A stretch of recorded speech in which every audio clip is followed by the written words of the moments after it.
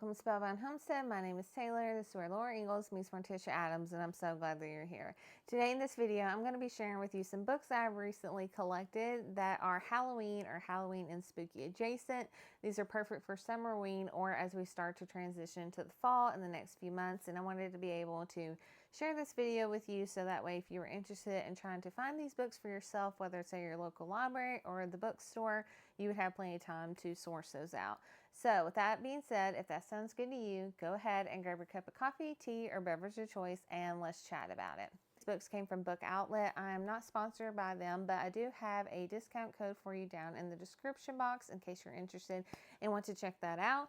So let's just go ahead and dive into it. Two out in particular because my kids constantly like to recheck these two out, and I can see why.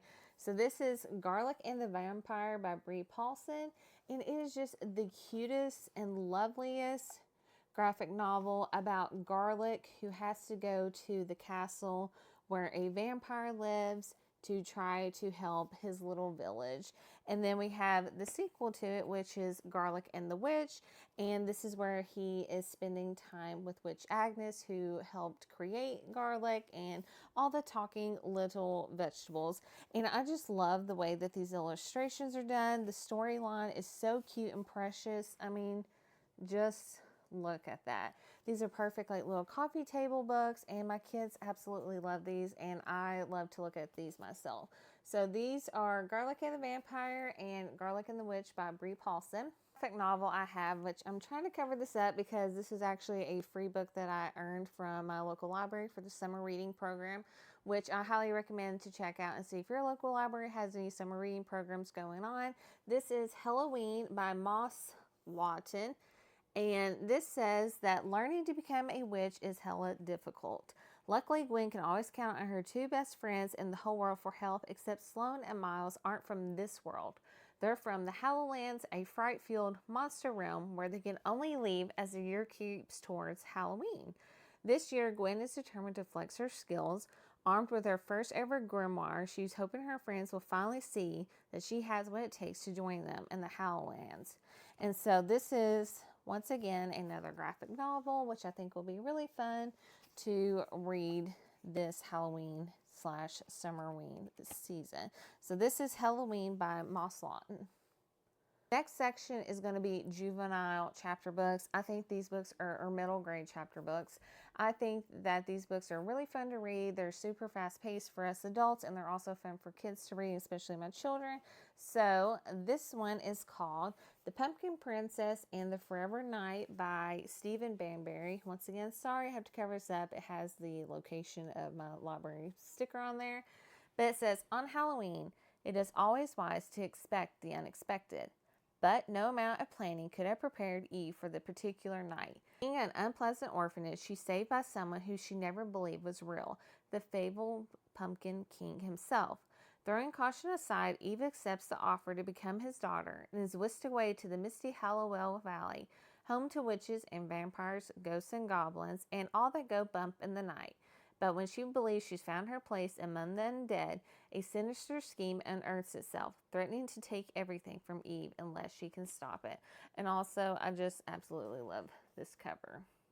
I got from Thrift Books. I had been wanting this book for quite some time because I absolutely love the cover. It's also a series. This is The Haunting of Evelyn Jones by Phil Hicks, and I will warn you that this book is kind of hard to find. I don't know if it's still in print or what is going on, but it did take some time for me to be able to locate this book. But this says, Evelyn loves reading ghost stories, so a dreary half-term becomes much more exciting when she discovers a spooky old book. Not only are the stories spine-tingling, but it belonged to a girl called Primrose Penberthy, who vanished mysteriously, never to be seen again.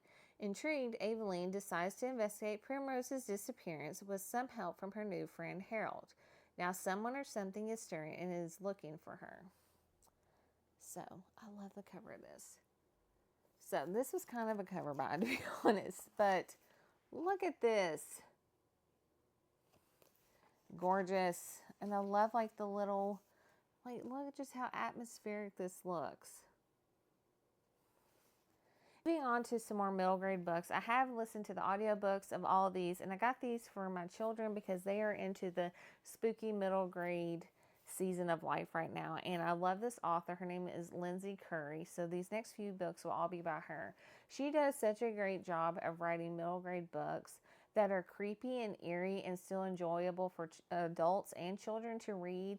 And most of them, I believe, are set in Chicago. So I'm just going to kind of briefly go through these next ones.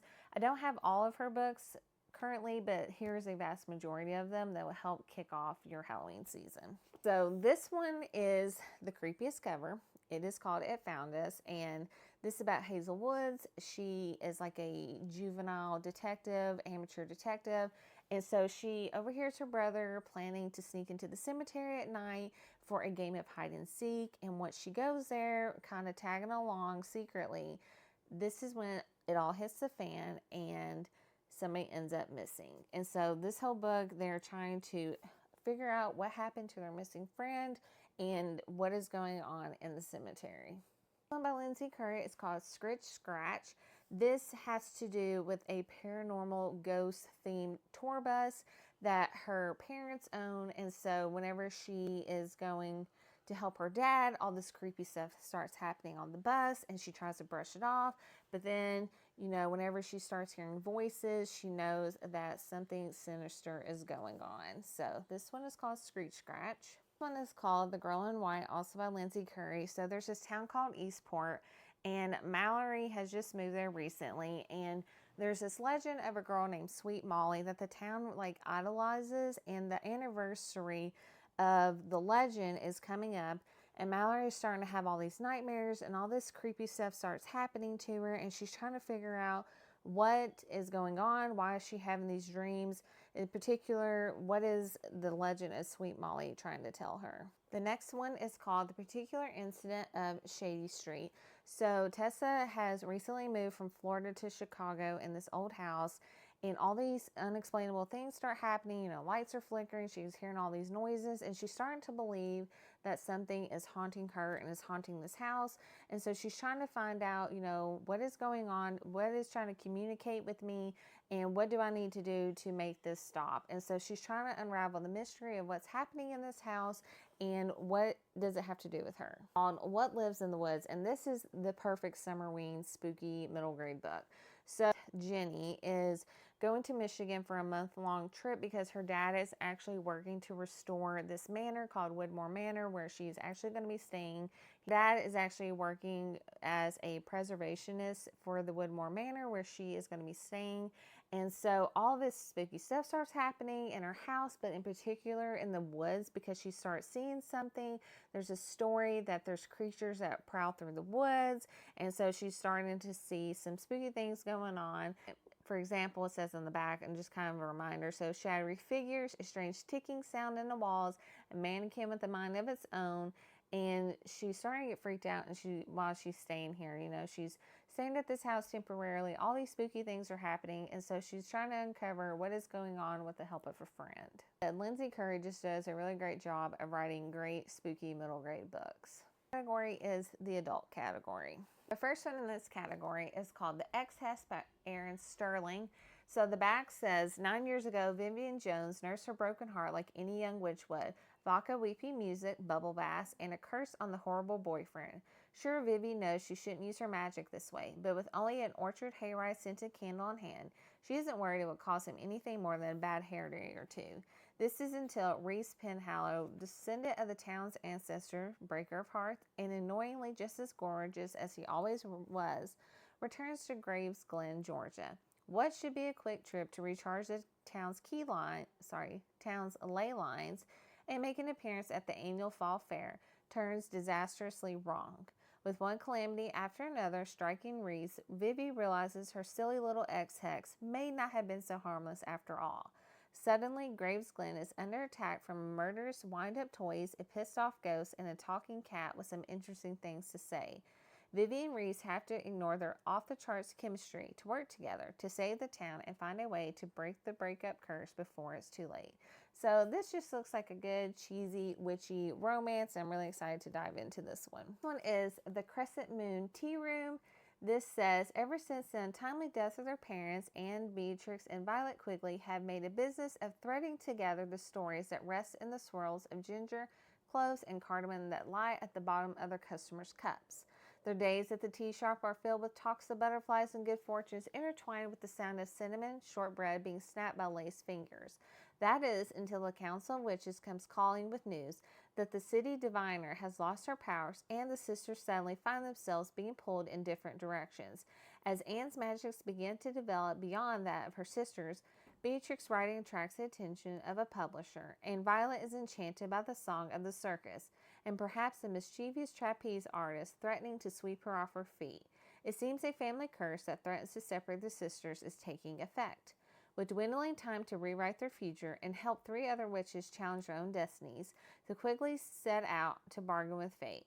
But in focusing so closely on saving one another, will they lose sight of themselves? So this just looks like a cute, cozy sister book about witches and sisters that are witches. And I'm really excited to jump into this one. And I just think the cover is also beautiful. The book is Rewitch by Lucy Jane Wood. I did see that the second book in this series, I believe it's called Uncharmed, is coming out in September by this author. As Belladonna Blackthorn hasn't lost her magical spark precisely, but she hasn't seen it in a while either. With her witchcraft under wraps and a toxic boss making her days miserable, Belle is struggling to keep her beloved lunar books afloat and just make it through the day. The last she has time for is perfecting her magic. So when her 30th birthday brings a summons from her coven and a trial that tests her worthiness as a witch, Belle fears the worst. With only the month of October left to either prove herself or risk losing her magic forever, Belle will need all the help she can get from the woman in her life, from an unlikely mentor figure, and even from an infuriating coven watchman who's sworn to protect her. How freaking cute is this cover?